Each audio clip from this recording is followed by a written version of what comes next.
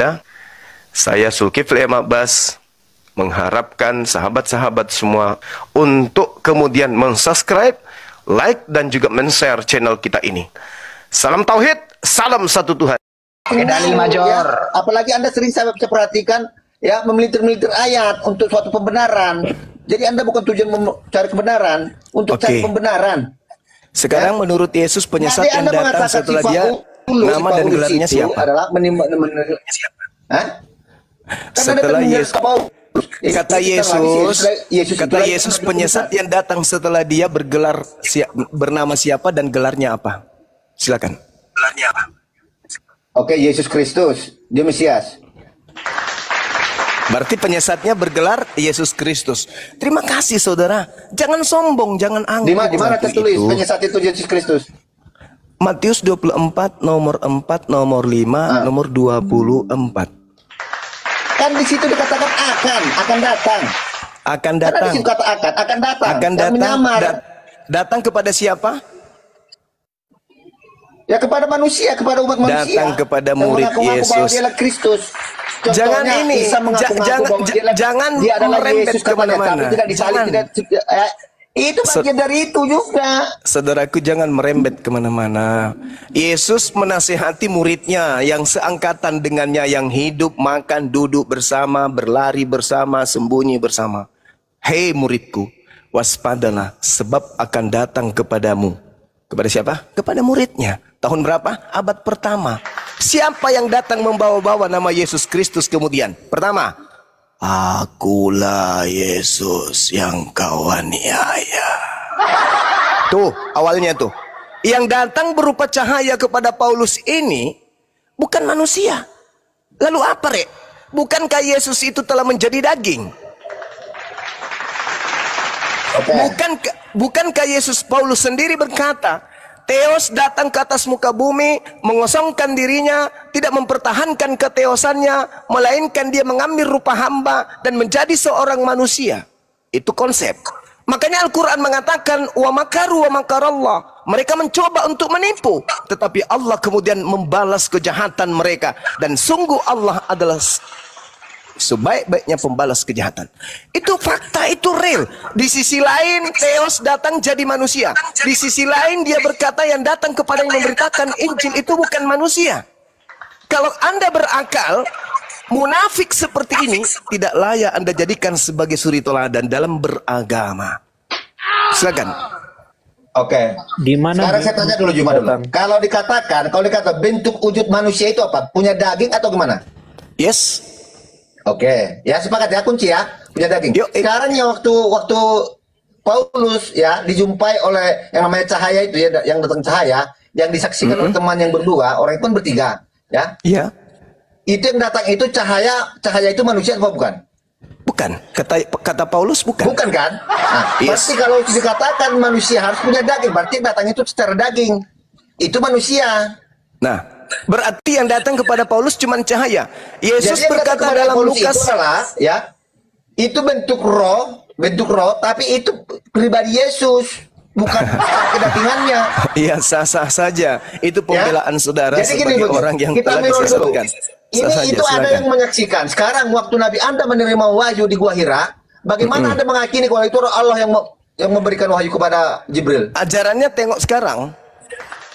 Iya, bagaimana Anda bisa menjelaskan? Jelaskan dulu bahwa itu betul-betul Allah yang memberikan wahyu kepada Jibril kepada Nabi Anda. Sabar dulu. Anda lihat di dalam kitabnya orang Yahudi, Bilangan 12 nomor 6. Mudah-mudahan saya tidak keliru. Kita satukan kemudian persepsi supaya kita tidak bias. Dengarkanlah perkataanku ini. Jika ada seorang nabi di antaramu, aku Tuhan akan menyatakan diriku kepada nabi itu, tidak aku nyatakan kepada orang di sekelilingnya. Dan aku akan berkata kepadanya dalam mimpi. Jadi kalau Nabi Muhammad menerima mimpi, jangan salah, karena beliau memang adalah nabi. Nah sekarang ada tidak orang yang bisa menjadi saksi dalam mimpi orang lain? Oke, sabar. Paman Mayor, semalam aku bermimpi loh. Apa mimpinya bang? Aku berjalan di sebuah telaga. Oh iya, aku lihat kok. Aku jadi saksi. Aku lihat kau di situ lagi berjalan. Kan gila namanya kan? Berarti berarti pernyataan Paulus di dalam Yohanes 8 nomor 15, 16, 17, 18 itu sudah benar. Apa kata Yesus? Jika engkau menghakimi, aku tidak menghakimi, kata Yesus. Tetapi kalau aku menghakimi, penghakimanku itu benar. Kenapa? Karena aku tidak seorang diri. Aku bersama dengan Bapa. Dan bukankah di dalam kitab Taurat dikatakan, 2 saksi sudah sah. Akulah yang menjadi saksi tentang diriku, dan Bapa yang mengutusku juga menjadi saksi. Jadi Nabi Muhammad kemudian kerasulannya itu disaksikan oleh malaikat, disaksikan oleh Allah, disaksikan oleh Gua Hira, disaksikan oleh kota Mekah dan Madinah. Nah sekarang kebenaran tentang keadaan itu kita ukir hari ini. Terukir sepanjang sejarah 1400 tahun lamanya. Kenabiannya masalahnya Bang Juma, bagaimana sesuatu yang tidak ada bersaksi itu loh. Loh, gimana ceritanya, Bung? Saya tanya samamu. Ketika Allah itu ada nggak? Allah itu ada nggak? Ya jelas ada dong. Oke, tunjukkan. Kalau memang di surah berapa kalau Allah menyatakan keberadaannya ada. Oke. Kamu mengatakan ada kepada pencipta langit dan bumi itu maksudnya seperti hewan, seperti pohon, tumbuhan, seperti batu, seperti air, seperti apa? Iya, maksudnya gini. Oke, bukti gini, ya. Bukti keberadaannya ya, bahwa dia pernah berkuasa, contohnya penciptaan. Apa yang pernah diciptakan oleh Allah Subhanahu wa taala? Sama seperti ketika kitab Kejadian dikatakan langit dan bumi kosong. Siapa yang menjadi saksi di situ? Pertanyaan saya Bang Juma, apa kekuasaan Allah Anda? Apa yang sudah pernah sama diciptakan? Ketika saya bertanya kepada saudara, apa kekuasaannya Yod-Heh-Pape menciptakan langit dan bumi? Enggak, pertanyaan saya kalau memang dia ada, iya sama. Diciptakan Allah Pertanyaan saya juga sama. Jangan Anda mempertanyakan sesuatu kepada saya yang saudara sendiri Anda tidak bisa menjawabnya. Gini. Sekarang saya tanya, siapa yang menjadi saksi pada saat Elohim menciptakan langit dan bumi? Jawab. Jawab. Mulai Kejadian 1 pada mulanya alam menciptakan langit dan bumi. Siapa yang menjadi saksi? Apa yang pernah diciptakan Allah? Siapa yang menjadi saksi? Siapa yang menjadi saksi di situ? Siapa yang saksi? Ini kan kitab Taurat, kitab para nabi.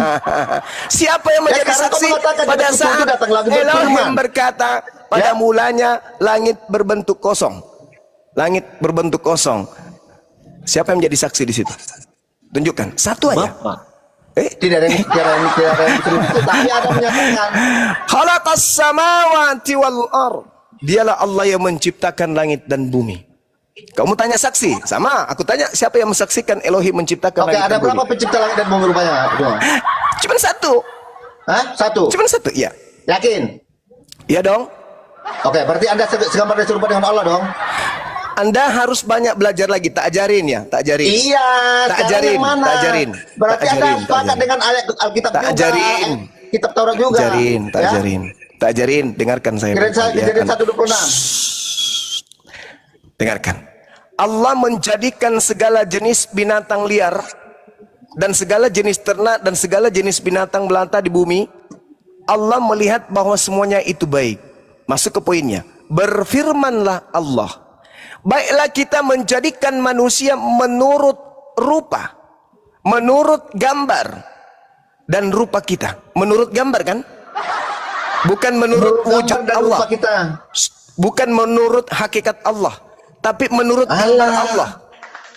Allah menggambarkan manusia itu 2 mata, hidung, mulut, telinga. Allah kemudian menciptakan gambaran tersebut. Jadi Allah tidak sedang menciptakan makhluk yang serupa dengan dirinya. Iya benar. 2 Samuel 7 nomor 22 tidak ada yang serupa dengan Allah. Dengar dulu, di mana ayat ini yang bisa Anda samakan dengan Tuhan Anda menciptakan? Silakan. Menciptakan manusia. Tuhannya Bani Israel yang menciptakan alam semesta. Tuhanku juga menciptakan alam semesta. Tidak mungkin Tuhan itu dua.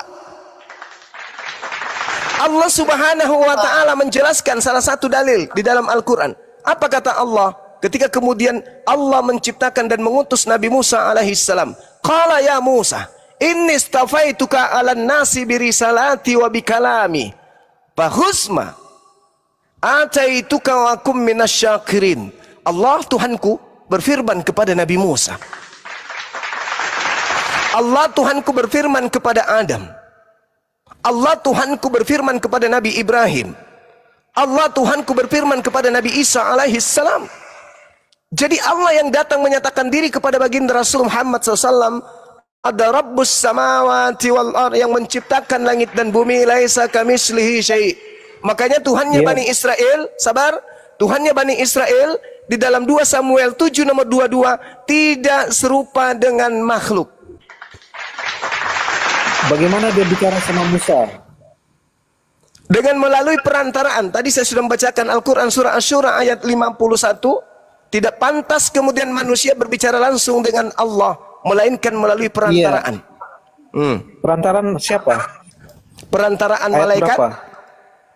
Al-Quran surah Asy-Syura ayat 51. Kisah para Rasul 7 nomor 35, 38 dan 53. Musa menerima firman dari malaikat. Bukan Malaikat dari mana? Dari malaikat siapa? Ya tanya Kisah para Rasul. Karena kalau di dalam di mana Allah pernah memberikan malaikat firman? Kalau malaikat di Islam yang menerima, yang menyampaikan wahyu itu disebut Roh Kudus atau Jibril. Qul nazzalahu ruhul qudus min rabbika bil haqq. Itu dalam Al-Qur'an Karim. Malaikat Bang Juma. Yang mana? Berarti Jibril itu malaikat. Yes, Gabriel datang pada bulan ke-6 kepada Maria. Makanya aku mau minta data juga. Dalilnya di mana? Di mana Allah pernah menyatakan Al-Baqarah ayat 97, "Qul man kana aduwwan li Jibril fa innahu nazzalahu ala qalbika bi iznillah musaddiqan lima baina yadayhi wa hudaw wa busyra lil mu'minin." Jadi, saudara, kembali kepada tema yang datang kepada kalian yang mengaku Yesus Kristus itu yang mati untuk Paulus itu bukanlah nabi kami yang di tengah-tengah Bani Israel lahir tanpa ayah. Itu adalah makhluk halus yang kemudian datang kepada Paulus mengaku Yesus Kristus, yang membuat hari ini Anda melantik yang namanya Kristus ini setara dengan pencipta Tuhannya Yahudi. Hanya iblis yang mau menyatarai Tuhan. Dan Anda adalah pasukan iblis yang melantik Kristus setara dengan pencipta langit dan bumi. Yesus ketika datang di tengah-tengah Bani Israel bersaksi. Ada kesaksianku yang lebih penting dari kesaksian Yohanes Pembaptis, bahwa semua pekerjaan mujizat, kekuatan dan tanda-tanda yang aku lakukan di tengah-tengah Bani Israel, semua itu bersaksi bahwa Bapaklah yang telah mengutus aku. Bukan Bapak yang menjadi aku, tetapi Bapak mengutus aku. Bedakan Bapak menjadi Yesus dengan Bapak mengutus Yesus. Hanya akallah yang bisa menghantarkan Anda keluar dari ajaran tersebut. Yang benar itu siapa? Isa atau Yesus? Yang benar itu adalah Isa alaihissalam. Isa itu terjadi di abad keberapa dia itu? Isa alaihissalam itu adalah nabi kami yang datang ke tengah-tengah Bani Israel. Sabar, jangan emosi. Sabar, ini ujian. Ya, jangan emosi. Nabi Isa alaihissalam disebut oleh Bani Israel dengan sebutan Yosua atau Iso dalam bahasa Aramaik atau bahasa Suryani. Sedangkan Yesus itu adalah tokoh fiktif yang dijual Paulus kepada Bani Guk atau Bani Romawi dan Yunani. Tidak ada kemudian Yesus itu mati terkutuk. Tidak ada Yesua Hamasia mati terkutuk. Itu enggak ada. Tidak ada. Apa yang membuat Yesus Kristus anak Maria yang kami sebutkan dengan Yesua Hamasia atau Isa Al-Masih ini terkutuk? Tolong saudara Kristen pertanggungjawabkan mulut kalian. Pertanyaan saya Bang Juma, dia berapa kisah Isa itu di muka bumi ini? Dengar. Tolong Anda tunjukkan kepada saya satu dosa yang dilakukan oleh Isa putra Maryam atau Yesus putra Maryam yang membuat dirinya mati terkutuk. Tunjukkan. Tunjukkan kepada saya. Silakan. Ya, dosanya itu dia membuat burung dari tanah. Hai. Bismillah. Tidak ada izin Allah. Saya kasih dalil. Saya kasih dalil kepada saudara Kisah Para Rasul 2:22. Di situ diterangkan kemudian oleh Lukas asisten Paulus dalam hasil penyelidikannya. Apa kata dia? Hai orang-orang Israel, ya Bani Israel, Dengarlah perkataan ini. Yang aku maksudkan adalah Yesus dari Nazaret. Seorang yang telah ditentukan, sabar, ini ujian, sabar, ini ujian. Seorang yang telah ditentukan oleh Allah dan yang dinyatakan kepadamu dengan kekuatan-kekuatan dan mukjizat-mukjizat dan tanda-tanda yang dilakukan oleh Allah melalui perantaraan Yesus di tengah-tengah kamu seperti yang kamu tahu.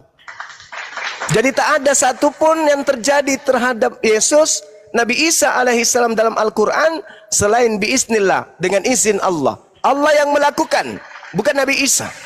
Tapi Nabi Isa yang mempraktekkan di tengah-tengah Bani Israel. Yohanes 5 nomor 30, aku Yesus tidak dapat berbuat apa-apa dari diriku sendiri.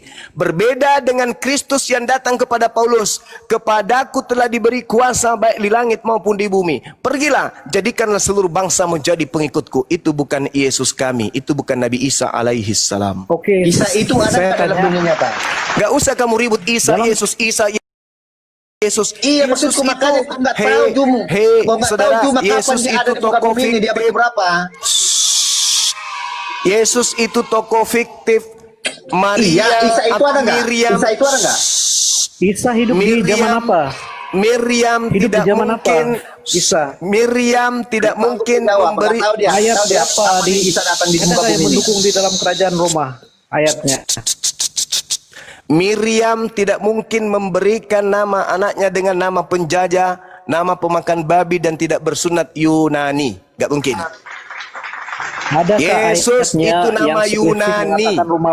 Tidak pantas seorang yang suci, yang lahir dari perawan suci diberikan nama paganisme.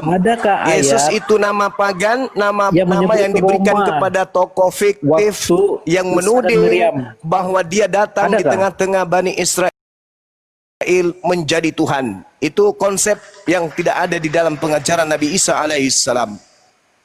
Sampai di sini paham. Kalau Yesus Kristus disalibkan di zaman Gubernur Pontius Pilatus, kalau Isa dan Miriam hidup di zaman apa? Itu tidak diceritakan secara lengkap di dalam Al-Quran, karena Al-Quran bukan buku cerita yang disusun berdasarkan hasil penyelidikan. Andai saja, iya atau tidak? Andai saja baginda Rasulullah Muhammad sallallahu alaihi wasallam hidup di abad pertama dan dia adalah rasul palsu, maka dia juga akan melakukan penyelidikan sama seperti Lukas dan Markus, begitu juga Paulus in the gang. Pahami itu. Tapi karena Rasulullah menerima wahyu dari langit, maka apa yang diterima itu yang disampaikan. Nabiku tidak ngarang cerita seperti Lukas, Markus dan juga Paulus. Paham sampai sini? Pertanyaan saya kepada saudara. Pertanyaan saya kepada saudara. Oke, pertanyaan saya kepada saudara. Pertanyaan saya kepada saudara, nanti Anda boleh bertanya kepada saya. Saya tidak lama lagi kok, saya mau istirahat. Jadi gini. Tolong tunjukkan kapan kemudian Roh Kudus datang kepada Lukas menceritakan tentang kisah Yesus kepada Aliteng. Saya tunggu. Di mana Roh Kudus datang kepada Matius, datang kepada Lukas, karena dua wartawan inilah yang mencatat tentang silsilah Yesus. Tolong tunjukkan kepada saya di mana tertulis Ruach HaKodes atau Roh Kudus atau Ruach Elohim datang kepada Lukas, datang kepada Matius, sehingga dia mampu menceritakan tentang silsilah sembahan Anda Yesus Kristus. Saya tunggu, saya kasih waktu 2 tahun lewat 6 bulan. Silakan. Oke. Saya tutup berat sambil menunggu legitimasi yang diberikan. Bagaimana Santo Lukas itu mengetahuinya itu, yaitu kita bisa baca di 28 ayat 19. Karena itu pergilah, jadikanlah sebuah bangsa muridku dan berkatilah mereka dalam nama Bapa, Putra dan Roh Kudus dan ajarlah mereka segala sesuatu. Jadi Santo Lukas itu menerima ajaran daripada para rasul-rasul. Itu legitimasinya. Itu Matius itu bang, situ, salah. Kan? Itu Matius itu bang, bukan Lukas. Lukas sama juga. Nah sekarang pertanyaan saya, wahyu yang pertama diterima Lukas dari Roh Elohim yang mana? Sudah dikatakan, ajarkan kepada mereka, bukan wahyu. Berarti Anda ingin membantah Al-Quran dengan karangan, karena bukan wahyu, sementara Al-Quran itu wahyu. Udah ya Bang ya, silakan dengan teman-teman saya Bang Blender, mungkin ada yang ingin disampaikan. Saksi mata, kalau kebohongan Bang, 1.000.000 saksi tapi bohong percuma. Tanpa saksi tapi kebenaran, itu pasti valid. Itu pasti valid. Iman Kristen itu karena kebangkitan Tuhan Yesus Kristus. Oke, kalau begitu saya boleh tanya kepada saudara, siapa saksi Yesus datang kepada Lukas? Ada? Ada saksi? Saksinya ini Bang. Siapa? Ada Bang. Siapa? Saksinya Bang. Saksinya siapa? Saksinya saya. Waktu saya minum kopi. Dengerin dulu, ge. Waktu saya minum kopi sama bodrek tuh. Pas.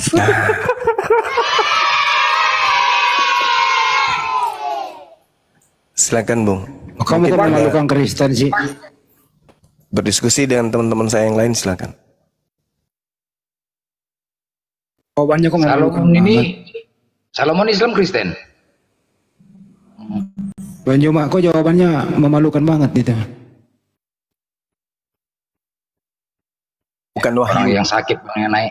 Bukan wahyu, berarti ya sudah ada jawaban. Ya di Lukas 1 ya, Lukas sendiri menjawab Anda semua ya. Ya, silakan. Tefelus yang mulia, banyak orang telah menyusun suatu berita tentang peristiwa yang telah terjadi di antara kita, seperti yang disampaikan kepada kita oleh mereka yang dari semua saksi mata dan pelayan firman. Saya ulangi lagi, seperti yang disampaikan kepada kita oleh mereka yang dari semua adalah saksi mata dan pelayan firman. Siapa itu Sesuaikah mereka? Matius 28 Siapa ayat mereka 19 itu, Bang? tadi? Siapa mereka itu, Bang? Rasul Petrus, Rasul Yohanes. 11 rasulnya masih hidup. Jadi yang dituliskan Lukas ini wahyu atau hasil penyelidikan? Ya sudah disampaikan itu, kamu udah dengar tadi saya bacakan kepada kamu. Ya. Wahyu atau hasil penyelidikan? Saya ulangi lagi ya. Tinggal dijawab aja, tinggal dijawab. Mulia, saya udah tahu itu. Banyak orang telah berusaha menyusun suatu berita tentang peristiwa-peristiwa yang telah terjadi di antara kita. Nah, ini dia mau menyusun ini. Seperti yang disampaikan kepada kita oleh mereka. Mereka ini siapa? Rasul-rasul. Yang dari semua dari mana Anda bisa mata. tahu kalau itu rasul-rasul? Yang dari semua adalah saksi mata. Oke, coba Anda tunjukkan di mana Lukas bertemu. Keren kan? Ya, keren. Coba Anda tunjukkan kepada saya salah satu murid dari 12 murid Yesus yang pernah bertemu dengan Lukas. Hati-hati ginjal copot.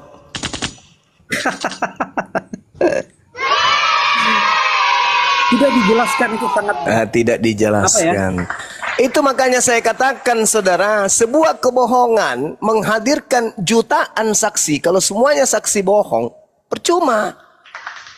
Sebuah kebenaran tanpa saksi, kalau kebenaran tetap aja kebenaran. Contoh, ketika ada wanita, mohon maaf, tidur dengan seorang laki-laki, tak ada yang melihatnya, tak ada yang melihat wanita ini kemudian tidur dengan laki-laki itu. Diperkaos, hamil. Pertanyaannya kemudian, karena tidak ada yang melihat dia diperkaos, apakah kehamilannya itu fiktif?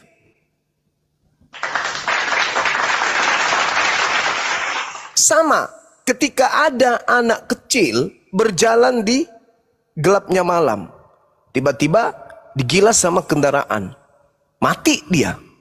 Anak tersebut dibuang kemudian ke jurang. Karena tak ada yang menyaksikan, apakah kematiannya itu fiktif? Tetap aja terjadi kebenaran itu. Makanya Yesus mengatakan, akulah yang menjadi saksi dua bersama dengan Bapakku. Begitu juga Nabi Muhammad SAW menerima wahyu yang menjadi saksi adalah malaikat dan Allah. Nah, bagaimana kebenaran itu kemudian terukir?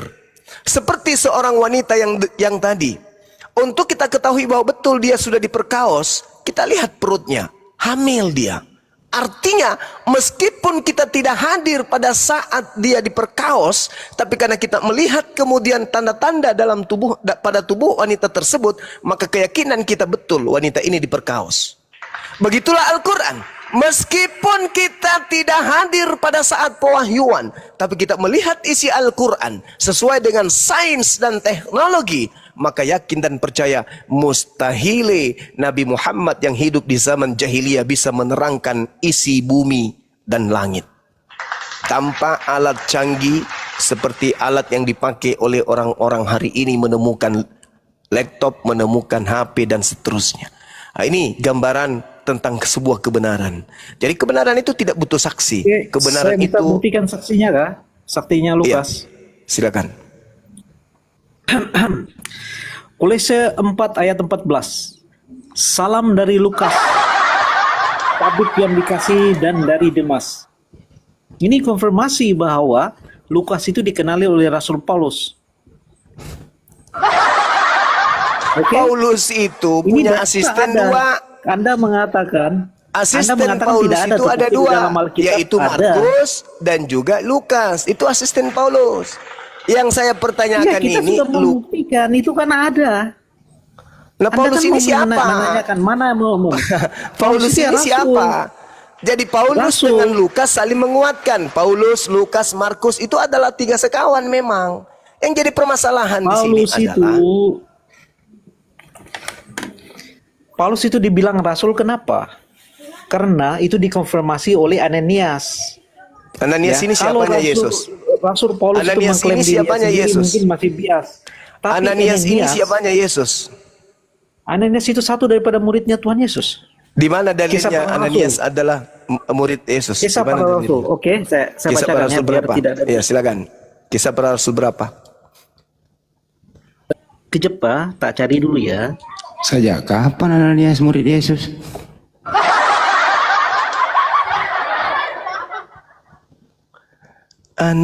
Ananias ente leheng eleheng ente. Kalau nggak salah, Nias itu adanya di Kalau Rasul Sumatera. 9 kisah para Rasul 9 13. eleheng ente. Jawab Ananias, dia memanggil Tuhan. Dari ini Tuhan loh dia. Jawab Ananias, Tuhan. Dari banyak orang yang telah kudengar tentang orang itu, betapa banyaknya kejahatan yang dilakukan terhadap orang-orang kudusmu di Yerusalem. Dan ia datang kemari dengan kuasa penuh dari imam-imam kepala untuk menangkap semua orang yang memanggil namamu. Tetapi firman Tuhan kepadanya, pergilah, sebab orang ini adalah alat pilihanku untuk memberitakan namaku kepada bangsa-bangsa lain, serta raja-raja dan orang-orang Israel. Ini kejadiannya. Kalau saya tanya dulu saudara, Anda tahu tidak kisah para rasul ini ditulis tahun berapa? Sampai Pak Bom Bom bertelur, tidak ada orang Kristen yang tahu kapan kisah para rasul ini dituliskan. Kisah para rasul ini ditulis oleh Santo Lukas. Oke. Kapan?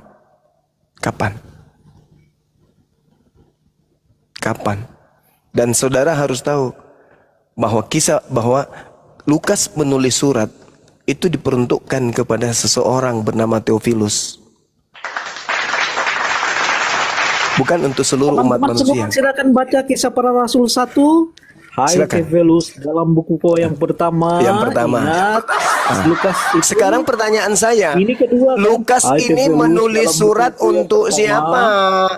Aku menulis tentang segala yang dikerjakan oleh Yesus sampai pada hari dia terangkat. Saudara, Lukas ini menulis surat untuk siapa? Untuk Theophilus. Theophilus, bukan untuk kita kan?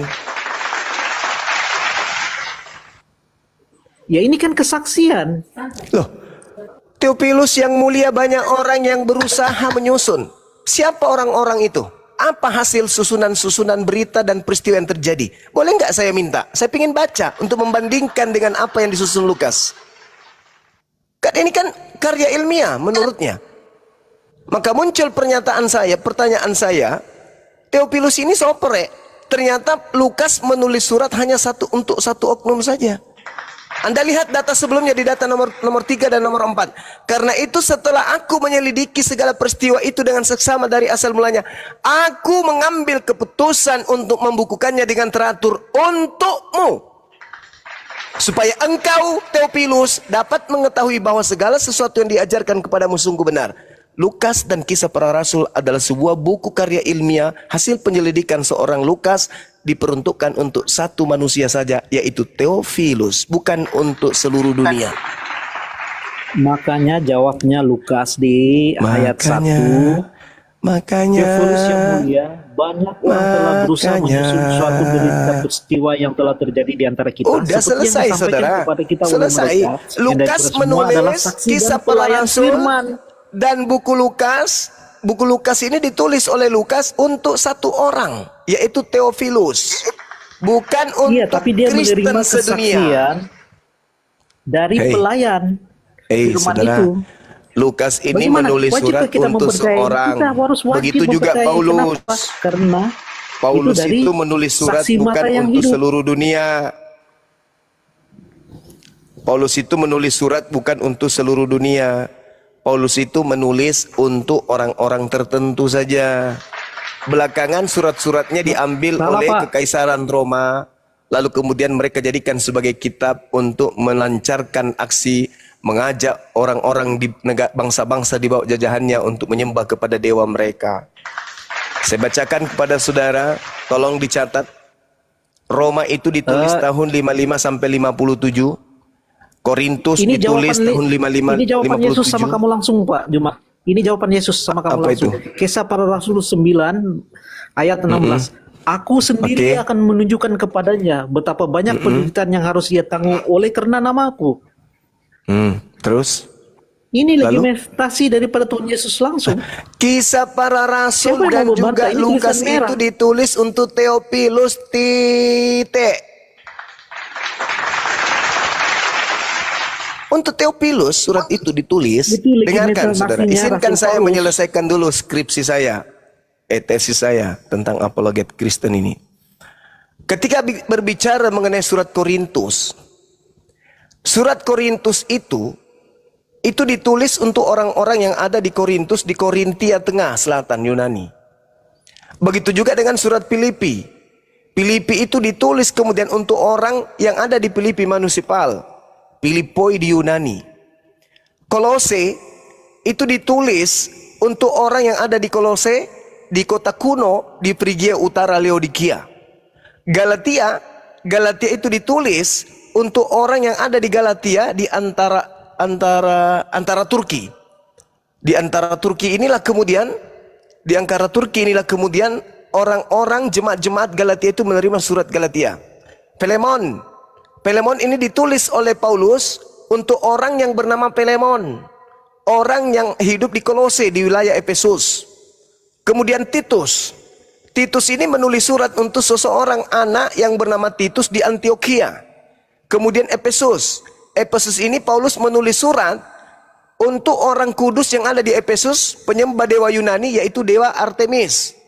Kemudian Tesalonika ini ditulis oleh Paulus kepada orang yang ada di Tesalonika, kota di Yunani Utara. Kemudian Timotius ini ditulis untuk seorang manusia yang disebut sebagai manusia Theos atau manusia Tuhan. Di mana Timotius ini adalah anak angkat daripada Paulus itu sendiri.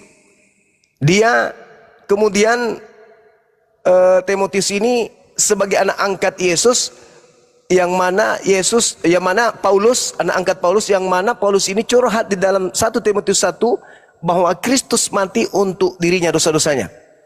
Kemudian Roma itu ditulis untuk bangsa Roma. Tidak ada di antara 13 surat Paulus yang ditulis untuk orang Batak, untuk orang Manado, untuk orang Papua, untuk orang Toraja, untuk orang Timur Leste, siapa lagi?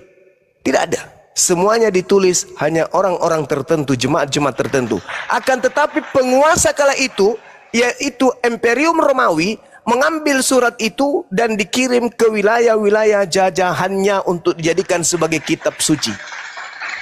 Untuk dijadikan sebagai kitab yang dianggap suci. Itulah yang terjadi. Begitu juga ketika masuk ke Nusantara, dibawa oleh kerajaan Belanda. Bisa jawab? Silakan. Tolong tunjukkan surat Paulus yang diperuntukkan untuk orang Indonesia. Oke, Satu saya aja, jawab silakan. Ya. Oke. Anda mengerti jemaah Allah? Makna jemaat Allah? Jemaat semisal gitu. Jemaat semisal. Jemaat Allah di Korintus. apa gitu. Anda mengerti? Hah? Kepada jemaat Allah di Korintus. Mana ada? Siapa nabi yang diutus ke Korintus? 1 Korintus 1 ayat 2. Tidak Kepada ada nabi diutus Allah ke di sana. Korintus. Nabi Anda siapa mengerti yang ya? diutus ke Korintus? Nabi siapa yang Anda diutus ke mengerti sana mengajar? Jemaat Allah, Anda mengerti? Jemaat Walaupun dewa. itu disebut Jemaat Korintus, dewa. tapi bisa digunakan kepada seluruh saudara, bangsa. tolong jangan memperkosa isi Al-Quran. Oke? Kita Pak, bukan Al-Quran. Korintus itu berada di tengah Yunani, di Korintia, di tengah selatan Yunani. Di Iya, situ mau Tuhan Korintus, pencipta langit dan bumi tidak kecil, pernah mengutus kalau dibilang nabi ke sebut Yunani, Bang. Jemaah Allah itu ya semua orang Kristen. Jangan kau katakan jemaah Allah. Yang ada di Korintus itu jemaat Theos. Itu baru betul. Jemaat Theos karena orang-orang Yunani itu tidak menyembah Eloa Abraham, Eloa Isa, Eloa Yakub. Mereka menyembah dewa Hercules, dewa Mitras, dewa Yunani. Jangan kau bawa-bawa Tuhan Allah ke situ. Theos, Tuhan Theos, Tuhan dewa. Jemaat yang ada di Korintus itu menerima surat dari Paulus dan asistennya Paulus itu bernama Sontenes. Itu yang kemudian bersama dengan Paulus menulis surat untuk orang-orang Korintus di Korintia, tengah selatan Yunani. Di situ tidak ada Eloa Abraham. Di situ adanya Theos, Hercules, Attis dan Horus. Jangan kau kotori lisanmu dengan sesuatu yang menyangkali kemudian sejarah. Ya kawan ya. Jadi tak ada satupun surat Paulus yang dituliskan untuk orang Indonesia. Semua surat Paulus itu untuk oknum-oknum tertentu saja. Kalian aja yang mau diperbedais dengan adanya doktrin dan dogma dari Barat. Lagi-lagi fulus. Lagi-lagi demi supaya tergerus isi dompet perpuluhan di gereja. Ya oke, saya karena Anda berapa mengerti kenaik, tunggu sedikit kenaik, izin. Silakan dari bahasa Inggris saja ya. Kenaik sebentar izin. Emang to those certified in the Christ Jesus called to his holy people. Bahasa Inggris pula kau lagi. Kenaik, izin sebentar. Kita bahas sampulnya. Definisi kitab suci itu apa sih sebenarnya? Definisi kitab suci dulu. Naik, apa definisi kitab suci? Coba jawab. Kok dari tadi sih keras aja kau dalam Bible kau itu. Yuk, jawab dulu itu. Sampulnya dulu. Ngoceh aja kau. Apa sih definisi kitab suci? Apakah pantas Bible mau dikatakan kitab suci? Coba apa definisinya? Ya. Apa yuk? Gimana? Gimana? Definisi kitab suci itu apa sih? Oke, definisi kitab suci menurut Kristen ya. Ini menurut Kristen ya. Menurut Kristen ya? Iya. Kitab Ya, suci silakan. adalah Menurut Kristen apa? Definisi kitab suci menurut Kristen, kitab suci adalah sekumpulan tulis yang diilhamkan oleh Allah, dituliskan oleh manusia yang dipilih dan menjadi otoritas tertinggi dalam hal iman, doktrin moral dan kehidupan rohani. Oke, berarti wahyu yang diturunkan dari Tuhan ya, dibukukan ya, berupa wahyu dari Tuhan atau firman dari Tuhan kemudian dibukukan, gitu ya. Benar? Ya naik. Naik. Hei. Ya. Ya, itu ya, benar ya. Oke, kau buka 2 Korintus 11:17. Apa kata Paulus? Apa yang aku katakan bukan sebagai menurut firman Tuhan, melainkan sebagai seorang bodoh yang berkeyakinan.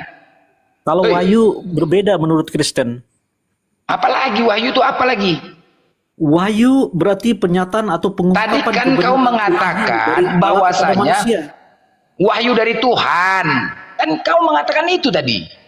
Ya ini kan pengertiannya berbeda lagi. Ya udah, wahyu dari Tuhan kemudian dibukukan. Bener kan? Beda.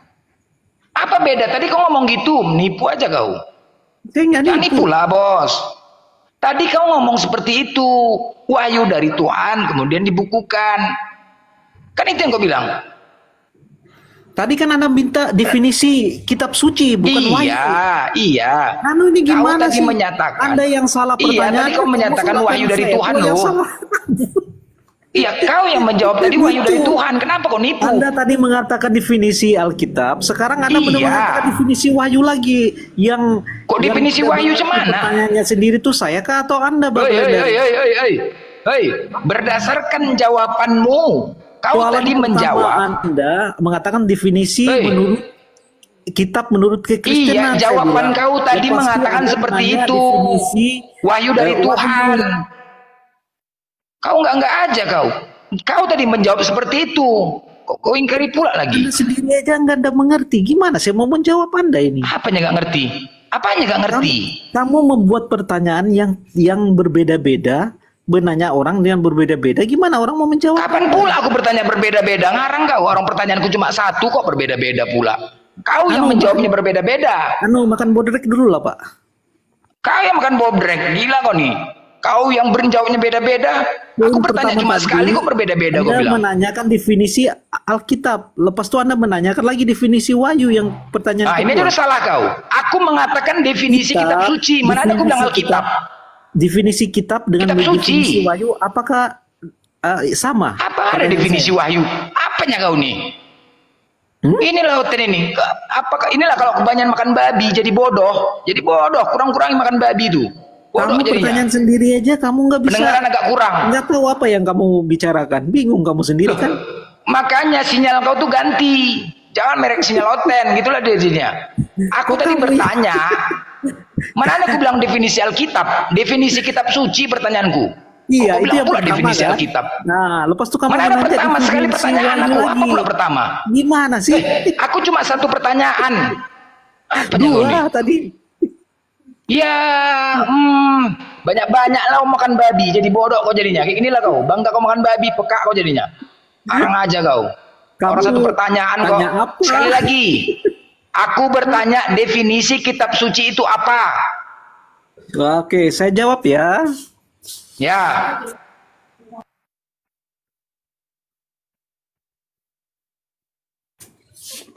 Kitab suci adalah kumpulan tulisan yang diilhamkan oleh Allah, dituliskan oleh manusia yang dipilih. ya, itu kan berarti kumpulan perkataan dari Tuhan, benar ya? Kemudian dituliskan ke buku.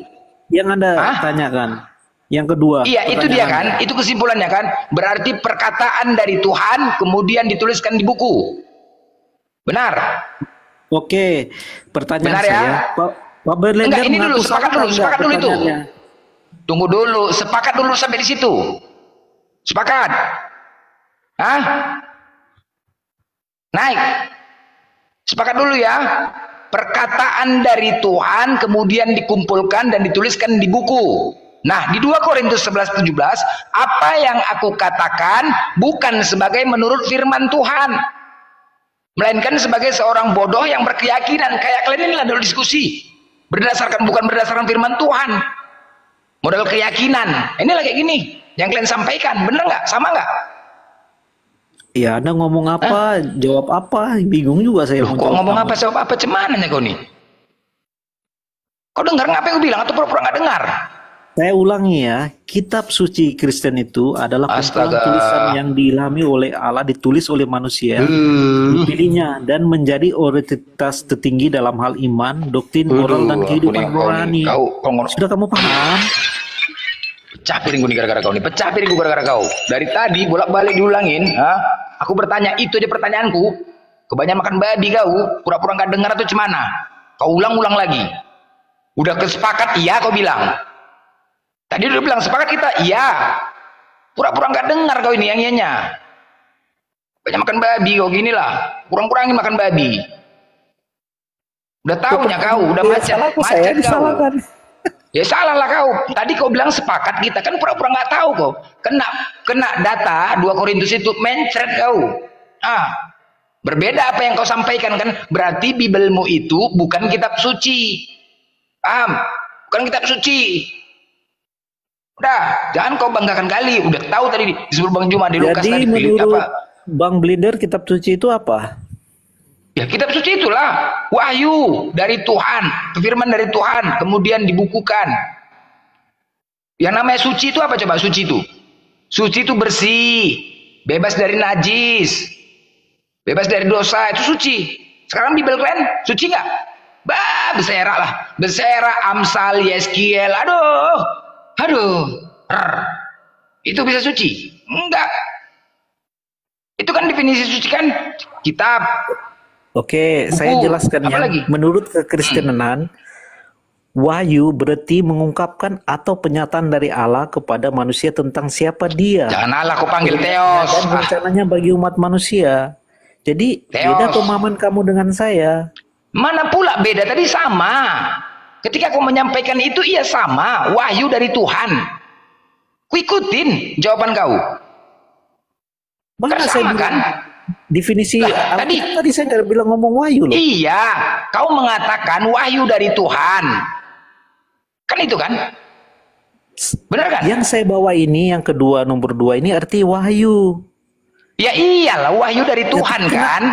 Dari pertanyaan pertama, kenapa tiba-tiba pergi ke wahyu? Siapa yang bertanya pertama? Orang satu pertanyaan aja kok. Kapan pula aku bertanya 2? Kamu sudah bertanya kepada saya 2. Satu definisi kitab suci, dan kedua kamu tanya wahyu lagi. Jadi kan kalau kau makan babi, makan congornya, jangan dagingnya. Jadi bodoh kau. Atau ekornya kau makan, ekornya itu kau makan, biar pintar kau. Kadang-kadang kau bangga kali makan babi, kayak gitulah kau. Babi diharamkan kau makan, jadi bodoh. Ginilah kau. Nggak ada aku bertanya 2 pertanyaan, kau bilang 2 pertanyaan. Satunya aku bertanya, makan kau ekornya itu, babi itu. Kalau nggak congornya kau makan congornya, berani kau makan congor? Nggak aja orang 1 pertanyaan, kok 2 pertanyaan. Kapan pula aku 2 pertanyaan? Sebetulnya poin kamu ini apa? Saya juga jadi bingung. Poinnya adalah kenaik of cross longor. Udah selesai. Itulah poinnya. Nggak ada aku bertanya 1 pertanyaan, kau bilang 2 pertanyaan. Entah kapan aku 2 pertanyaan. Sakit kau. Itulah kau bangga makan babi itu. Mana ada aku 2 pertanyaan? 1 pertanyaannya aku. Ngarang aja kau. Udah, dijelas kau. Udah, nggak pantas Bibel kau dikatakan kitab suci. Kamu kan sama kayak Paulus. Pasal kalian pengikut Paulus sama. Paulus mengatakan apa yang kukatakan di surat-suratnya bukan berdasarkan firman Tuhan. Sama kayak kalian. Kalau diskusi bukan berdasarkan firman Tuhan. Bukan suka-suka hati kalian aja. Begini menafsirkan kami aja menjaga-jaga baik kali kitab kalian. Menjaga kami.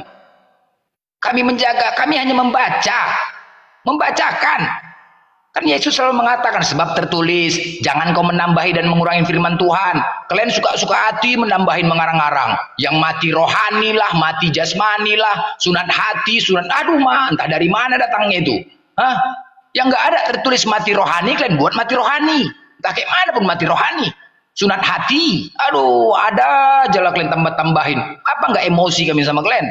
Kami menjaga baik-baik kitab kalian. Menjaga baik-baik. Berhati-hati kami menyampaikan kitab kalian itu. Datang kalian suka-suka hati kepala otak, kalian aja menafsirkannya. Nambah, ngurangin. Nggak ada sunat hati, kalian buat sunat hati.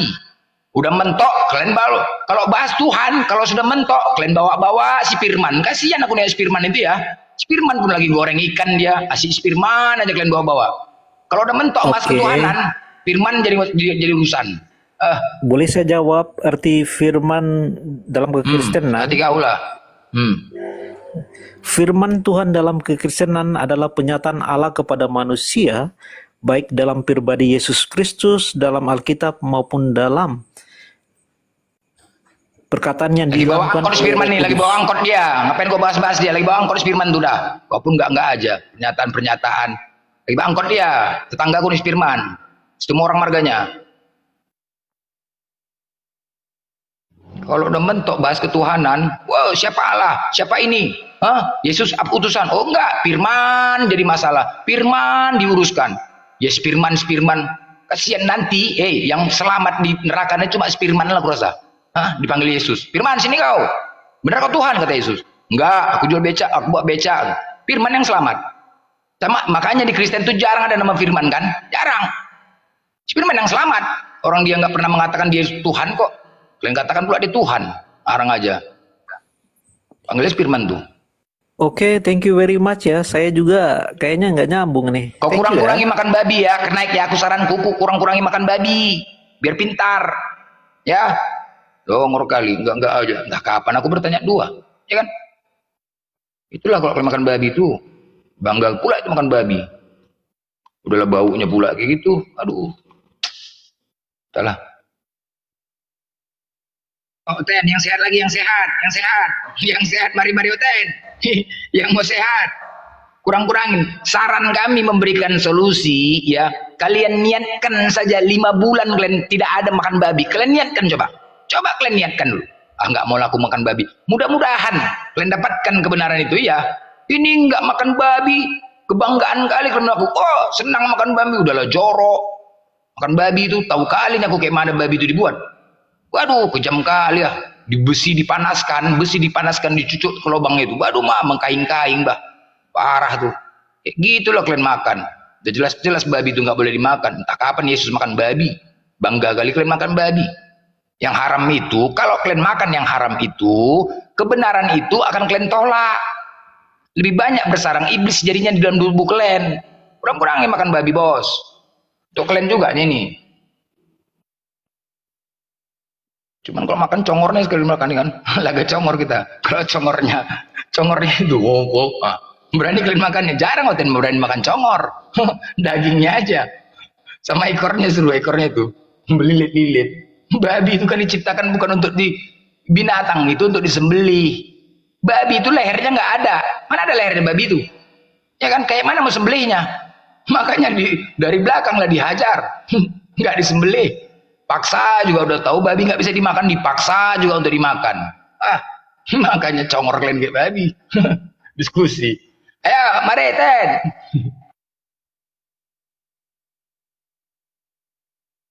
Berserak semua bang, berserak.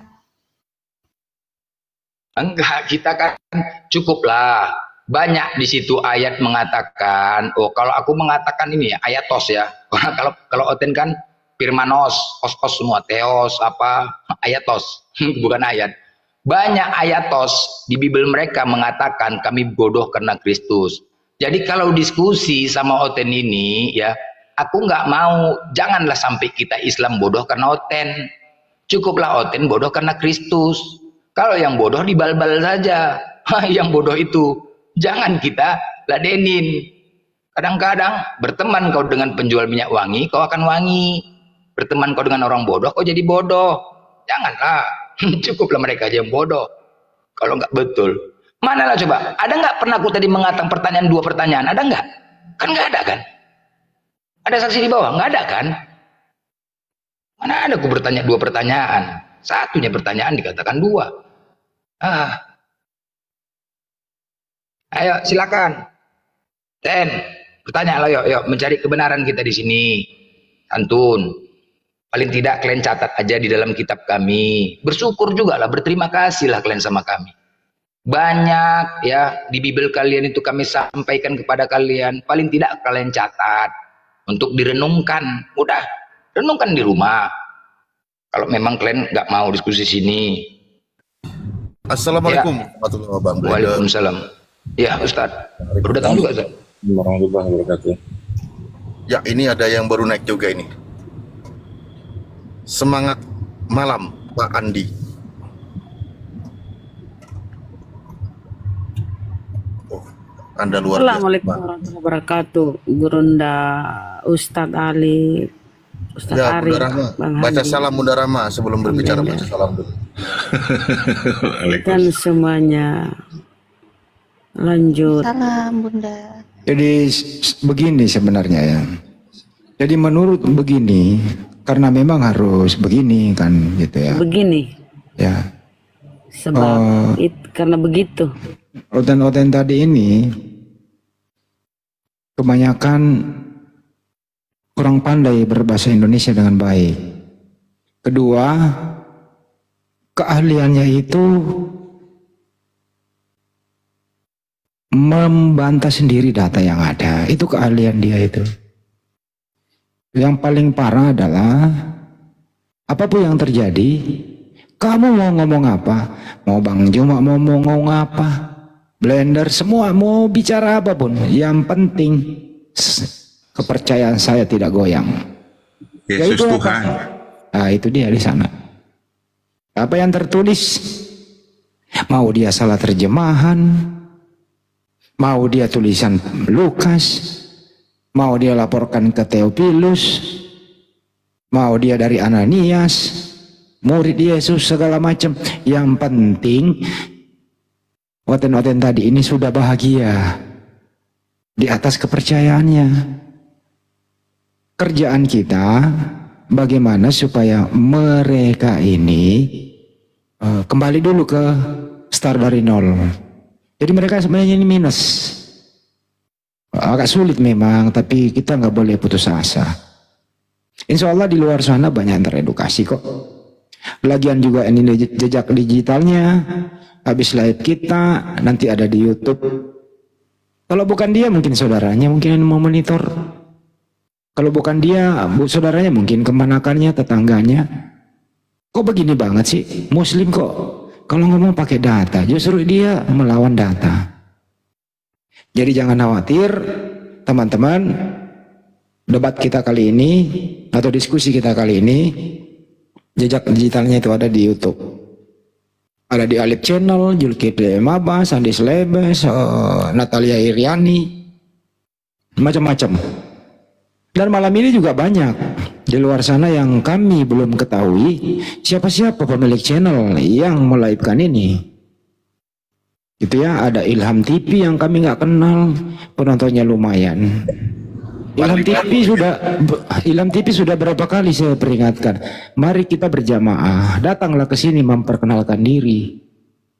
Kalau Anda Muslim, alhamdulillah kita bisa berteman, berjamaah, sama-sama berdakwah. Tapi kalau Anda bukan Muslim, Anda Kristen, yang memberi Anda tontonan, yang memberi Anda gift, saudara Muslim saya, waspada ini, Ilham TV dan lain-lain ya, kira-kira begitu. Sekali lagi, saya atas perintah Pak Ketua Ustaz Alif dari pembina Bang Juma dan semuanya memerintahkan kepada saya sebagai humas, tolong yang melive-kan di sini, tolong izin minimal memberitahu supaya nanti kalau ada apa-apa kita bisa sama-sama bertanggung jawab. Jangan sampai Anda yang bermanuver, kami semua yang mengambil batunya gitu. Sekali lagi Ilham TV, kalau anak waktu, mari silakan naik di sini memperkenalkan diri. Maupun ada ketua dan pembina di sini. Makasih. Mantap Bang Andi, Masya Allah. Siap. Ya mungkin teman-teman Kristen yang masih mau berdiskusi, bertanya, bersoal jawab, monggo silakan. Di sini banyak guru-guru kami yang menyimak, yang siap untuk menjawab setiap pertanyaan teman-teman Kristen semuanya.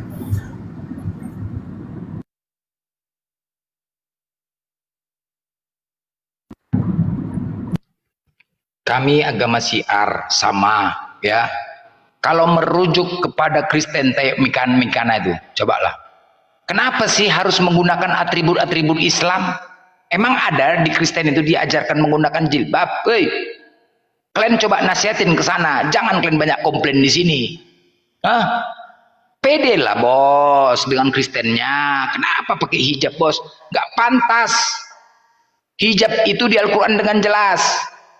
Woi, pemakan babi nggak pantas makan hijab, pakai hijab gitu. Kenapa nggak kalian nasihatin gitu loh? Yang Kristen. Kenapa sih kami aja kalian komplain? Pede kenapa? Pakai salib kek, nggak usah pakai hijab, seolah-olah kayak Agatha. Kok mengikut-ikut Islam ya, kampungan gayanya kayak gitu. Tak malu? Aduh, biar seolah-olah apa? Seolah-olah Islam dan Kristen sama gitu. Sama. Cobalah nasihatin, ngapain kau pakai hijab, nampak rambutnya lagi kayak gitu, kan nggak benar itu, nggak betul. Yang Islam pun jangan ditonton yang gitu-gitu, lah berdosa, apa ditonton? Buat yang Islam, usah ditonton-tonton itu. Nggak aja, nggak pede. Kami pun nggak mau. Nanti kalau dibalas nggak terima. Coba disuruh ke gereja pakai jilbab, coba. Mau nggak dia? Nanti udah pindah dia ke koma lain, udah dilepas aja jilbabnya itu. Hanya di situ aja untuk mensiarkan agamanya, cara halus. Seolah-olah Islam dan Kristen sama. Nggak aja. Si Mikana itu tujuannya agar bisa menipu sesama muslim, terutama muslimah. Banyak kok udah muslimah yang salah kamar begitu. Tapi setelah kita edukasi dulu ya, edukasi beberapa hari yang lalu sudah kurang lah yang tertipu. Makanya penontonnya kan turun drastis. Alhamdulillah teman-teman mendengarkan bahwa tidak semua yang pakai hijab itu adalah muslimah. Kami sarankan apabila ada tampil di media on cam, pakailah logo-logo yang bisa menunjukkan Anda Kristen, supaya saudara saya tidak ketipu kan gitu. Yang lain pakai sorban gitu ya, karena pakai hijab, enggak dilarang. Tapi kalau bisa kasih salib yang gede lah, salib yang gede, supaya teman muslimah saya boro-boro mau naik, jijik kan menonton. Nah, tapi mereka naik itu disangka muslim, nongkrong di atas, memberikan gift segala macam. Baru ketahuan, kan ketipu, nipu kan nggak bagus itu. Pakailah jati dirimu sendiri. Kalau perlu ini karena pikul salib lah yang seberat 5 ton kayak di situ, taruh di dadamu kan biar orang tahu kalau kamu Kristen kan gitu. Setuju ya? Kalau Mikana besok-besok tampil lagi, nggak usah pak, boleh pakai hijab nggak apa-apa, tapi kasih salib yang paling gede. Kau jadi kalungnya, jadi kalung salib. Gimana? Setuju teman-teman? Terima kasih, setuju. Nggak laku Kristen, nggak laku Kristen kalau gitu. Aduh, ini ada tamu beredar. Sapa dulu teman-teman. Agak aneh nih tamunya. Udah tobat dia nih. Abigail. Selamat malam. Pagi nih, malam pula aku bilang. Langsung open cam itu, pasti open cam. Masih pagi nih. Kau di mana malam? Coba di mana kau? Kau di mana? Kami di sini semua pagi. Kau di mana coba malam? Di mana kau? Pagi nih jam 9 pagi nih jam 9. Dia baru turun dari pohon. Rumahnya kan. Nah si Abigail ini baru turun dari pohon. Gitu. Jam 9 pagi. Biasa bang. Mau ngapain kau? Coba lu tanya. Ini Abigail yang dulu itu Kak Bang Haji? Yang ngadi-ngadi itu ya? Iya Ustaz, silakan Ustaz. Iya, agak aneh emang dia. Aduh. Ya mau promosi duit. Cair kok duit ya, cair ya. Cair. Udah pergi sana beli babi sana coba. 10 yang. Udah sana kau pergi sana beli babi. Udah. Ngapain kau tunjukkan uang kau kemari? Giliran ngitung duit hitungannya pas. Giliran 1 tambah 1 tambah 1 hitungannya salah. Bingung saya nih kadang-kadang. Ya Abigail gimana? Mau diskusi? Ada yang mau dibahas? Izin naik bang. Ustadz Ali kalau diskusi sama Abigail ini diskusi sama malaikatnya Oten nih. Levelnya berat ini. Bang, ini dia harap bang. Gurunda jangan dianggurin nanti. Sebelum kalau beliau nganggur kelamaan migrain nanti. Sebelum diskusi sama Abigail tanya dulu gejala awalnya apa sehingga dia begini. Biar kita tahu solusinya apa gitu loh. Bisa diskusi bang. Ya, Abigail kamu gejala awalnya apa dek sehingga begini? Gejala awal.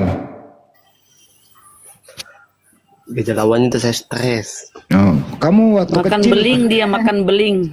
Abigail waktu kecil kamu pernah keseruduk apa? Waktu kecil. Pernah nggak kamu jatuh kepalamu kebentur gitu? Pernah nggak? Abigail. Udah budak. Iya. Waktu kamu kecil, pernah nggak kamu mengalami insiden musibah apa gitu? Jatuh dari ayunan atau ketiban apa gitu? Pernah nggak? Soalnya saya lihat tatap matamu itu kosong.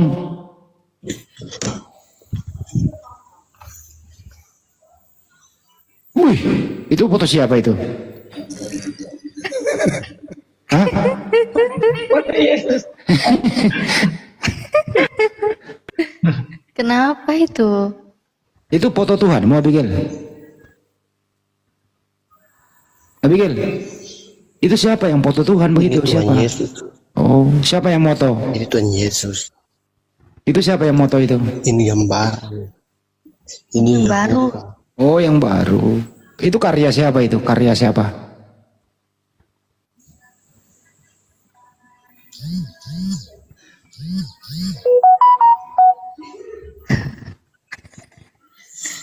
Bang. Ini kayaknya ini masih berobat jalan ini. Kira-kira apa ya obatnya ya? Bang, aku kirim DM ya. Oh, minyak rem. BNI. Oh, minyak rem. Teman-teman tulis di bawah ini semua di YouTube mau dimanapun. Kira-kira ini anak ini supaya dia sehat obatnya apa ya kira-kira ya? Ditulis saja. Siapa tahu ada yang mujarab obat apa kira-kira buat ini anak supaya sembuh. Kasih minum racun tikus. Racun tikus, Mos, kasihkan. Bu Nawas kena rungkat. Kira-kira obat apa? Silakan. Nanti saya bacain. Waduh. Ada potas. 200.000. Kirimin saya 200.000. Baiklin, obat cacing, oli camping. Oli samping itu letak. Muncung B2. Alpanax, tawas. Kok pergi dia? Malu dia? Kabur dia. Turunin aja lah. Iya, ada juga nih yang saya sampaikan, ini penting nih. Kan sebentar lagi kita akan menyambut Idul Adha ya, teman-teman, Idul Kurban. Sebagaimana biasanya itu Idul Kurban itu dipusatkan di kantor pusat Apologet Islam Indonesia di Rumah Hobbit Bolangi, Makassar. Seperti tahun-tahun kemarin. Yang ingin berpartisipasi atau ingin kurban, silakan hubungi kami. Kira-kira ingin seperti apa? Apakah sapi atau berapa orang? Atau ingin domba 1 orang? Silakan hubungi kami. Insya Allah kami amanah seperti tahun-tahun kemarin. Ya, jadi sekali lagi yang ingin berkurban silakan. Tapi nggak boleh kurban manusia ya. Hewan ini hewan. Kagak boleh. Wah, kebetulan saya ada anak saya nakal, anak saya aja nggak boleh. Biar kamu nggak suka si Edis, biar kata si Edis penghujat umat Islam nggak menerima dia kalau mau dikurbankan. Nggak. Bukan si Edis, bukan si Abigail, bukan si RK, bukan. Kita kurban itu hewan, ya. Apalagi bombong kami nggak sanggup, berat untuk dibawa kemana-mana gitu ya. Apalagi kurban Tuhan. Nah, itu di internet mereka lah itu, Ustaz, jangan. Oke. Salam kenal Madura. Ya, silakan. Saya tunggu ya teman-teman ya yang ingin hubungi HP saya. Makasih. Lanjut. Salam kenal Madura, Bang.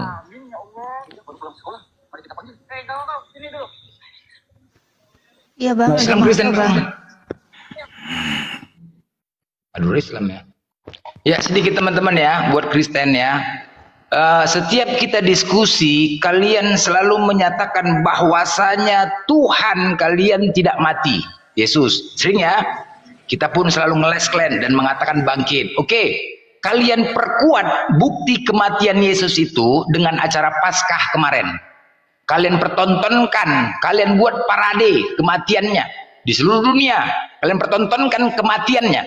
Nah, sekarang kalau kalian mengatakan Yesus itu bangkit, sekarang mana parade kebangkitan Yesus? Ayo. Kalau kalian tidak tampilkan parade kebangkitannya, berarti Yesus mati. Tidak ada dia bangkit. Oke, Blender. Aku jawab ya. Jawab Kipas. Ya, jawab Kipas. Yang kau bangun narasi Mino akan ku jawab. Jadi gini Blender, ketika parade kebangkitan Yesus itu, maka dari situlah lahir agama Kristen kebangkitan itu pada hari yang ke-3 gitu loh. Ketika Yesus meninggal mati di kayu tiang salib itu hari Jumat, makanya bangkit hari Minggu. Nah, sebenarnya kau Blender harus memahami gitu loh, bahwa parade-parade itu sudah kami implementasikan dengan beribadah hari Minggu gitu loh. Udah? Yang kutanya parade kebangkitannya mana? Kalau nggak kalian ciptakan ini, berarti kalian yang mengatakan Yesus itu mati, tidak bangkit. Kalian sendiri loh. Harus kalian buat ini parade kebangkitannya. Kalian perkuat lagi dengan bukti. Kami kan betul kan? Kalian sendiri yang membuktikan bahwa si Yesus itu mati. Coba. Dan tidak bangkit. Mana dia parade kebangkitannya mana? Nggak dibuat. Ayo. Ya mana? Itulah hari Minggu kami beribadah. Mana acaranya? Kan ada hari kebangkitan Yesus kan? Ada kan? Ada kan? Ya. Hari kematian Yesus ada 2 tanggal merah kan? Hari kematian. Satu lagi hari kebangkitan. Nah, waktu hari kematian kalian kemarin, kalian paradekan semua di mana-mana seluruh dunia, bawa salib, digeret-geret, kalian pertontonkan kepada dunia. Kalau Yesus iyalah mati, penderitaan Yesus, penderitaan. Inilah salahnya kalian, inilah kesalahan. Kalian ingin menampilkan bahwasanya Yesus berkorban untuk manusia. Inilah yang kalian tampilkan. Tetapi di balik itu tak sadar kalian kelemahannya, kebodohan kalian tampilkan seperti itu. Kematiannya, kan kematiannya kalian tampilkan. Sedangkan Tuhan tidak pantas mati. Coba mana bangkitnya, mana kebangkitannya, mana parade bangkitnya? Tunjukkan. Kalau nggak bisa kalian buat, berarti Yesus mati tidak bangkit. Clear. Bedanya keyakinan kita. Inilah sebenarnya bedanya keyakinan kita. Karena apa? Dia Yohanes 1 ayat 1. Firman menjadi daging. Jadi Yesus itu Tuhan. Dia mati di kayu tiang salib. Jadi kalau kau bilang Blender, masa Tuhan mati? Itu kedagingannya loh Blender. Berapa sekilo daging? Berapa? Berapa sekilo daging? Bukan itu yang kita bahas Blender. Memang beda, makanya di dalam Kristen itu kau akan dianggap bodoh. Memang benar, gitu loh. Wajar, itu sudah dituliskan oleh Rasul Paulus. Oke, sebentar, Kepas. Baik, kutanya dulu. Berapa Tuhanmu, Kepas? 1. Berapa? Oke. 1. Ya, apakah Tuhan. Yesus Tuhan? Tunggal, Esa. Apakah Yesus Tuhan? Tuhan. Bapak Tuhan? Tuhan. Roh Kudus Tuhan? Tuhan. Berapa jadinya? 1. 1, keren, 1. Nah, di antara kita kerucutkan ya, di antara 3 ini, Yesus, Bapa, Roh Kudus, siapakah yang kau sembah? Elohim Yahweh. Nah, jadi 4, keren kan? Jadi 4, jadi 4, jadi 4. Enggak, bukan berkerucut, itulah kau. Jadi 4 di antara 3 ini. Inilah Tritunggal ini. Banding sakit kepala. Itu Bapak. Orang sengaja Gini dikerucutkan, kau tambah lagi 1 lagi jadi 4. Gini loh. Coba Elohim Yahweh. Elohim Yahweh ini kan Bapa gitu loh. Makanya Bapa kami yang di dalam surga, dikuduskanlah namamu. Kan dibilang Bapa kami. Bapa itu Elohim Yahweh gitu loh. Mana tertulis Bapa Elohim Yahweh? Mana? Ngarang aja kau. Di perjanjian lama mana ada Bapa? Aduh. Tapi kan nanti nggak enak kita harusnya LAE, Yesus, Bapa, Roh Kudus, 3 ini dikerucutkan. Di antara 3 ini siapa? Entah Yesus, entah Bapa kau sembah, entah Roh Kudus. Ini kau tambah pula lagi Elohim Yahweh. Kan nggak ada tadi kau jawab Elohim Yahweh. Jadi 4 tambah, bukan makin 1. Ngarang aja kau.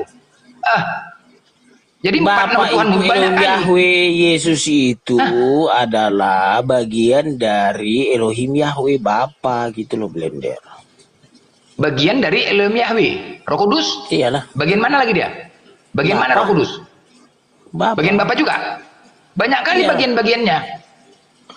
Ya memang apa? Kan satu hakikat itu. Satu hakikat. 3 jadi 1. Apakah pantas dikatakan Esa? Makanya, coba kau tanya sekali-sekali Pak Pendeta. Pak Pendeta, kau sering ke gereja nggak? Sering nggak gereja? Hah? Sering nggak? Kau bilang sama Pak Pendeta ini, Pak Pendeta, itu kan pendeta selalu menyampaikan, weh, Kristen ajaran kasih, hukum terutama kasihilah Tuhanmu dengan segenap hatimu, itu kan? Itu kan? Bener ya? Coba kau baca. Hukum kasih. Coba kau baca di Markus 12:29-nya. Kata terutamanya itu dari Markus 12:29, Bos, bukan di 30-nya. Coba perhatikan. Pak Pendeta bilang, hukum yang terutama kan dari Markus 12:29. Kenapa langsung 30? Apa itu? Dengarlah hai orang Israel. Dengarlah hai orang Israel. Hukum yang terutama, dengarlah hai orang Israel. Tuhan Allah kita, Tuhan itu Esa. Kemudian apa? Kasihilah Tuhanmu dengan segenap hatimu, dengan segenap kekuatanmu, dengan segenap akal pikiranmu. Kemudian ketiga, kasihilah sama manusia. Itu ditinggalkannya yang Esa itu. Ditinggalkan. Ya kan? Bener nggak? Coba kau perhatikan kitab kau. Salahnya ya iya. Salah lah. Kenapa Pak Pendeta mengatakan itu hukum terutama? Yang terutama itu dengarlah orang Israel. Tuhan Allah kita, Tuhan Esa. Itu yang terutama loh. Bukanlah. Kenapa dilompatnya? Itu jelas. Jadi gini loh Blender, dari Kejadian sampai Wahyu itu semua itu dikerucutkan menjadi hukum kasih. Kasihlah Tuhan Allahmu seperti dirimu sendiri, kasihlah sesamamu. Aku dari Kejadian, kecelakaan, keguguran, udah aku pahami tuh, udah pahami. Jadi kau gak usah kau tambah-tambahin. Gak usah. Udah sampai keguguran, udah pahamin. Gak usah kau tambah-tambahin Kepas. Larang aja kau. Inilah kalau kau ya udahlah. Kalau kau nggak peduli kau, coba aku tanya sama kau, aku kasih kau pilihan. Di depan kau ada uang 100 juta. Udah, ada cewek pula lagi kan. Cewek satu orang, udah suruh sama kau. Terus tiba-tiba di belakang kau ada yang ngomong gini, Kepas, Yesus bukan Tuhan. Mana yang kau pilih? Pasti kau kejar itu kan? Kau tinggalkan uang itu kan? Tinggalkan nggak? Ku tinggalkan uang itu, ku kejar siapa? Betul kan? Kau tinggalkan uang itu kan? Lebih kau kejar itu ngomong, Yesus bukan Tuhan. Iya, nggak peduli kau. Yang penting Yesus Tuhan. Mau apapun kau bilang Yesus Tuhan, selesai. Ya kan? Nah itu. Coba. Ada dalilnya, ada gini loh Blender.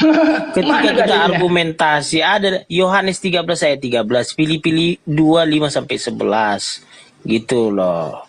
Nah di Yohanes 1 sampai 14 itu ayat 14 itu tertuang semua bahwa Yesus itu Tuhan gitu loh. Kita nggak gini loh, nggak ngasal gitu loh. Kau percayakan kau masa penghakiman itu kan di akhirat kan? Percaya nggak kau? Makanya apa kata Yesus? Aku dalam dia. Percaya nggak? Tanya apa dulu? Percaya nggak? Satu. Ada penghakiman. Kepas, percaya nggak kau? Ya percayalah, di Wahyu kan ada. Percaya kan? Semua akan diadili. Percaya nggak? Percaya, benar sekali. Percaya, oke.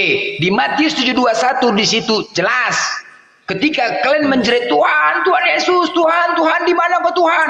Campakkan, datang Yesus. Akulah Yesus yang kalian cari. Ada apa?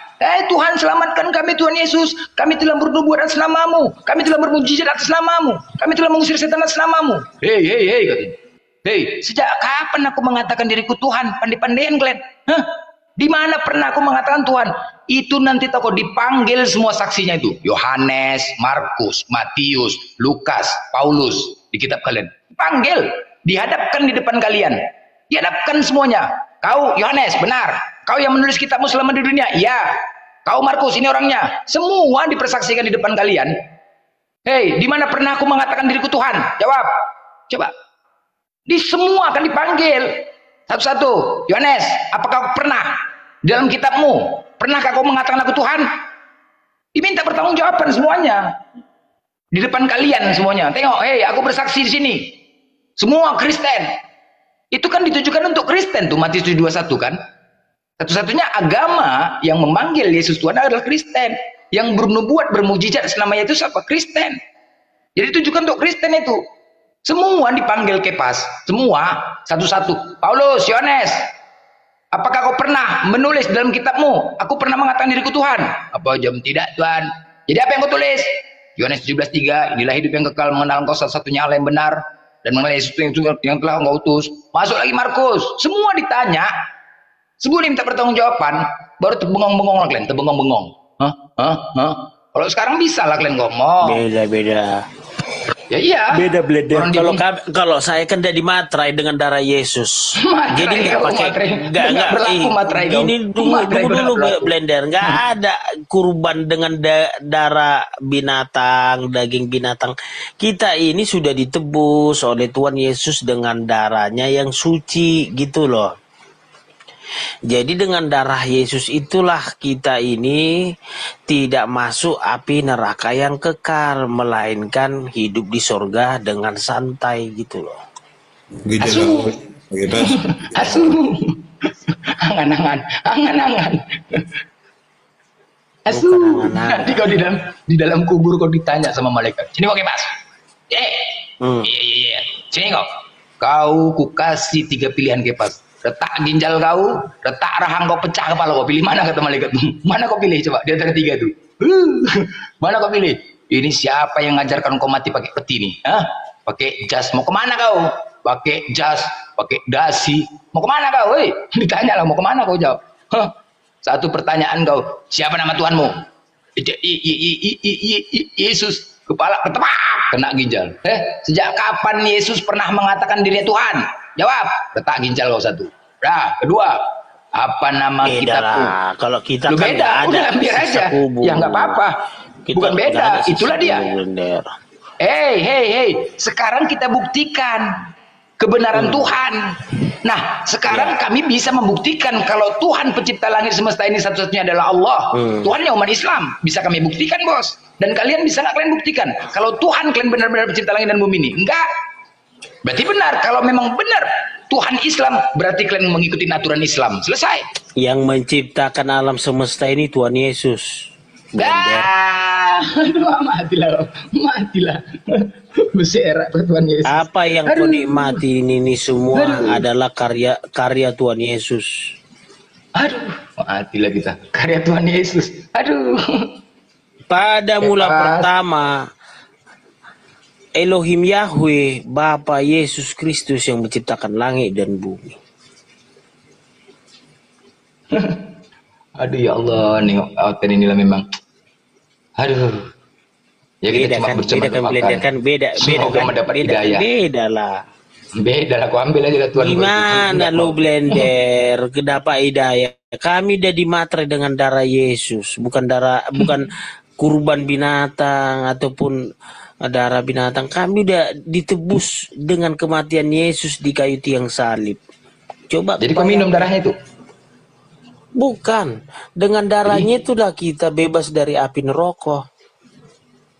Neraka pula lagi kau neraka. Nerokos. Jadi api neraka ini Blender kekal. Kau kalau udah masuk ke api neraka nggak bisa keluar lagi karena itu kekal. Gitu loh. Nah, suka hati kau lah Kepas, suka hati kau lah. Kau yang merasakan berapa lagi umur kau Kepas? Berapa lagi? Nggak lama lagi nya kau. Pikirkan itu. Jangan 50 tahun lagi lah. 50 tahun lagi. Mana bisa? Jangan sosokan kau.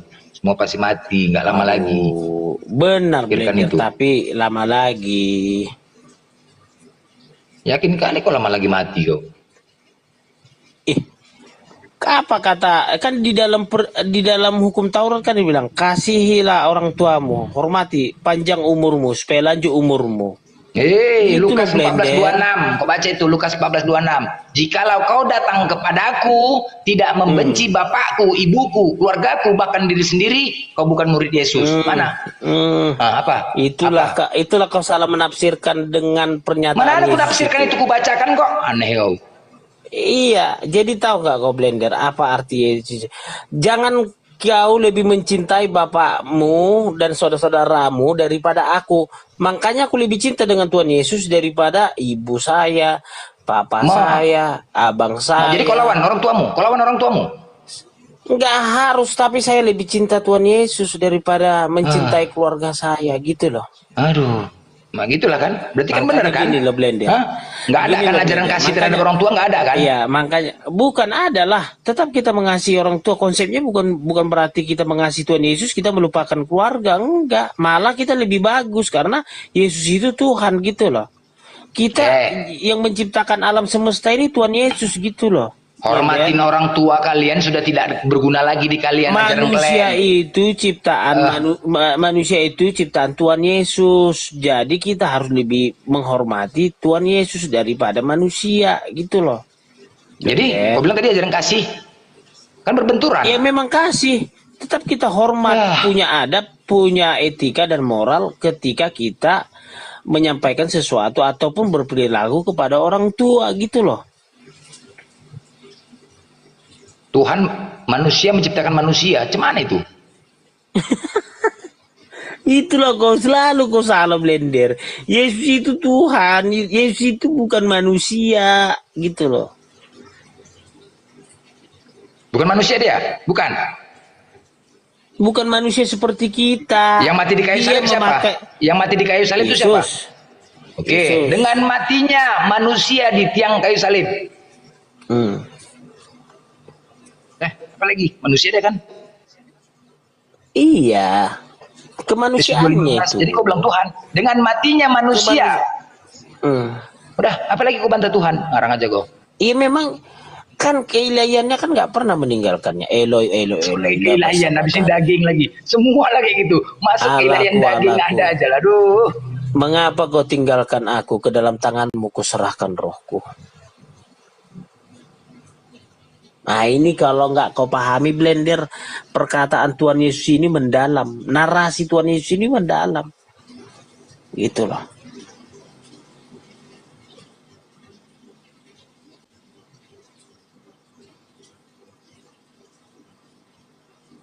Nggak ada yang ngopen perkataan kau Kepas, nggak ada yang ngopen. Ya nggak ada, karena apa? Karena gini loh, semua apa yang kalian ragukan ini, apa yang kalian pertanyakan ini selama ini sudah diputuskan oleh Yohanes 13 ayat 13, Filipi 2:5-11. Udah selesai semua apa keraguan kalian. Makanya gini loh Blender, kalau kau ragu dengan kitabmu, tanyakan kepada kami orang Kristen. Mana ragu dengan kitab? Nggak ragu aku dengan kitab. Ya, makanya kan kau kan masih meragukan Yesus itu Tuhan gitu loh. Memang dia bukan Tuhan, nggak ada tertulis dia mengatakan Tuhan. Lucu kau nih. Kau menyebutkan aku guru dan Tuhan, itulah aku. Kau sudah menyebutkan aku guru dan Tuhan. Emang Tuhan sama Tuhan sama? Tuhan di sini Alkitab Tuhan Blender, nggak Tuhan. Itulah Ilahi menyesatkan kau tuh. Ilahi menyesatkan.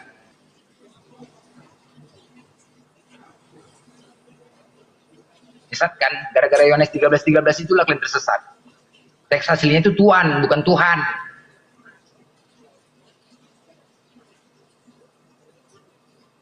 Makanya kan kata Yesus, aku dalam dia, dia dalam aku, kami adalah satu. Nah, kalau kau Blender nggak memahami apa yang dikatakan, apa yang disampaikan Yesus ini, aku di dalam dia, dia di dalam aku, kami adalah satu. Ah, ini berat. Musa nggak pernah berkata begitu, Abraham nggak pernah berkata begitu. Itu loh Blender.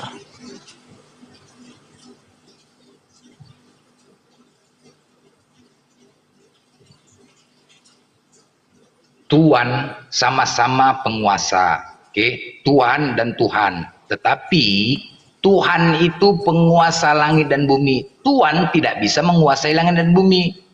Misalkan tuan rumah, kau juga dikatakan tuan rumah ketika kau pemilik rumah. Tuan tanah, tuan takur, itu bilanglah itu tuan takur, ya kan? Nah itu tuan. Apakah kau penguasa rumah bisa dikatakan pemilik penguasa langit dan bumi? Kan tidak. Jadi beda. Tuhan beda, bukan tuan. Tuhan ada hanya. Tuan itu teks aslinya tuan. Ah, kau pun ngarang aja kau. Ada hanya Tuhan. Jadi gini loh Blender ya, gini ya Blender ya, penyesalan seseorang itu adalah ketika dia tidak tahu siapa Tuhannya sebenarnya. Rasanya dari tadi dengerin Kepas. Begini.